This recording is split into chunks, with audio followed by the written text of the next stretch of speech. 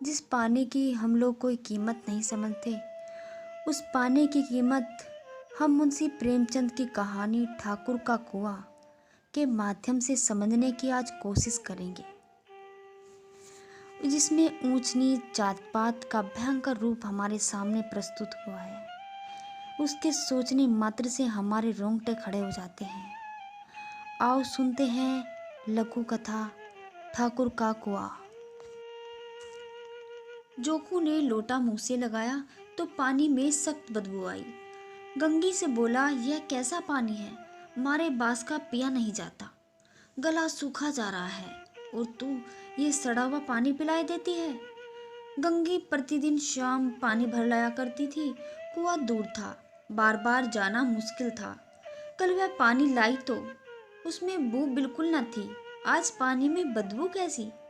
लोटा नाक से नहीं लगाया जाता तो सचमुच बदबू ही थी। जरूर कोई जानवर कुएं में गिरकर मर गया होगा, मगर दूसरा पानी आवे कहाँ से? ठाकुर के कुएं पर कौन चढ़ने देगा? दूर से लोग यूं ही डांट भगाएंगे।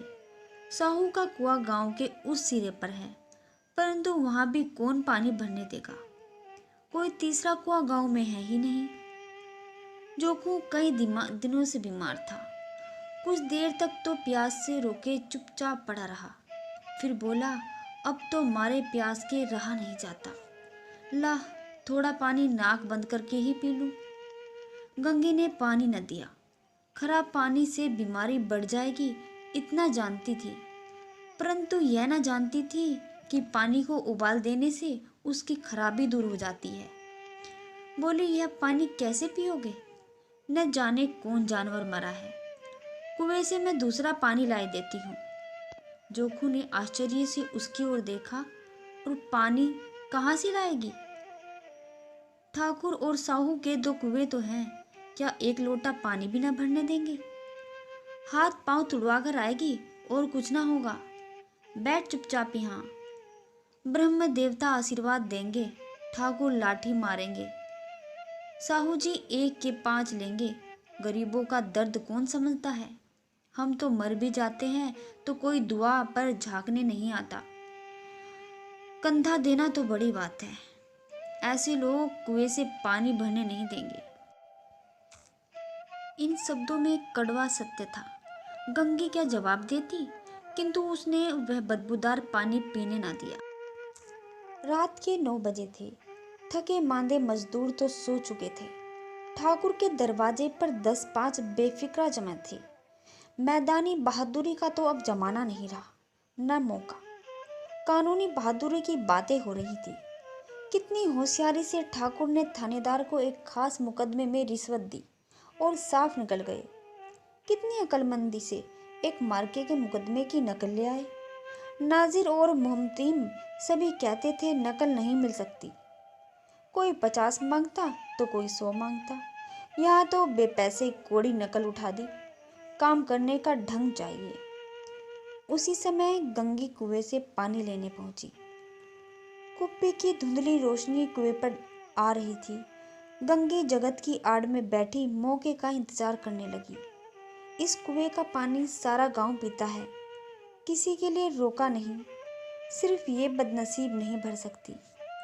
गंगी का विद्रोही दिल रिवाजी पाबंदियों और मजबूरियों पर चोटें करने लगा।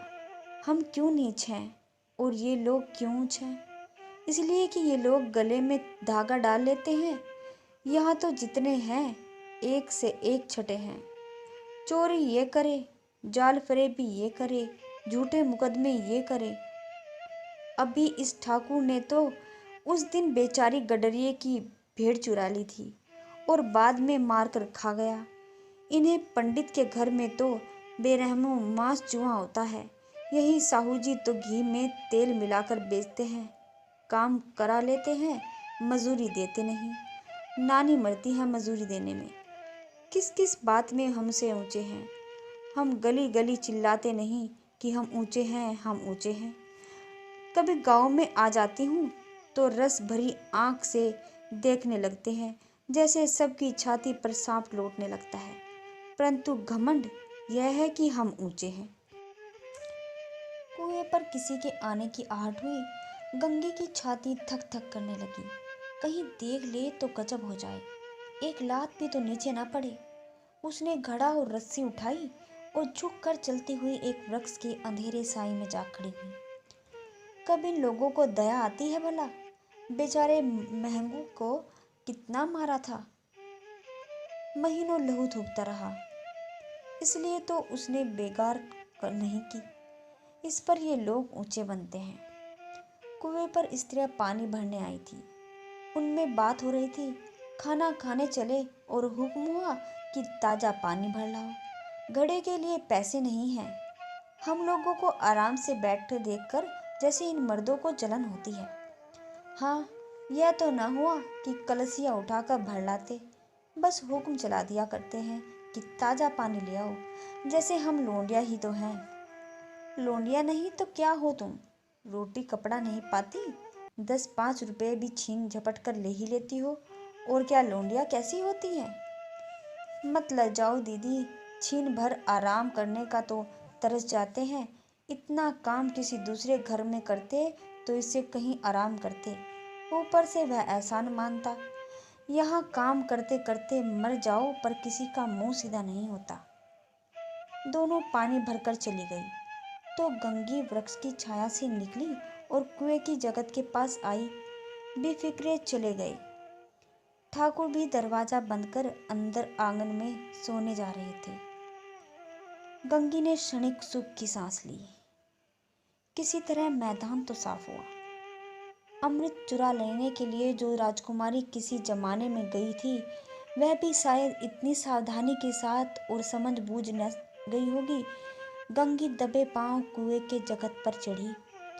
विजय का ऐसा अनुभव उसे पहली बार हुआ होगा। उसने रस्सी का फंदा घड़े में डाला, दाएं बाएं चौकन्नी दृष्टि से देखा, जैसे कोई सिपाही रात को शत्रु के किले में सुराग कर रहा हो। अगर इस समय वह पकड़ ली गई तो फिर उसके लिए माफी या रियायत की रत्ती भर भी उम्मीद नहीं। अंत में देवताओं को याद करके उसने कलेजा मजबूत किया और घड़ा कुएं में डाल दिया। घड़े ने पानी में गोता लगाया, बहुत ही आहिस्ता, जरा भी आवाज ना हुई। गंगी ने 2-4 हाथ जल्दी जल्दी मारे, घड़ा कुएं के मुंह तक आ गया। कोई बड़ा सहजोर पहलवान भी इतनी तेजी से ना खींच सकता था। गंगी झुकी सी घड़े को पकड़कर जगत पर रखे कि एकाएक ठाकुर साहब का दरवाजा खुल गया। शेर का मुंह उससे अधिक भयानक ना होगा। गंगी के हाथ में रस्सी छूट गई। रस्सी के साथ घड़ा धड़ाम से पानी में गिरा और कई क्षण तक पानी में हिलकोरे खाने की आवाज देता रहा। ठाकुर कौन है, कौन है? पुकारते हुए कुएं की तरफ आ पहुंचे और गंगी जगत से कूदकर भागी जा रही थी। घर पहुंचकर देखा कि जो खून लोटा मुंह से लगाए वही मैला गंदा पानी पी रहा है। धन्यवाद।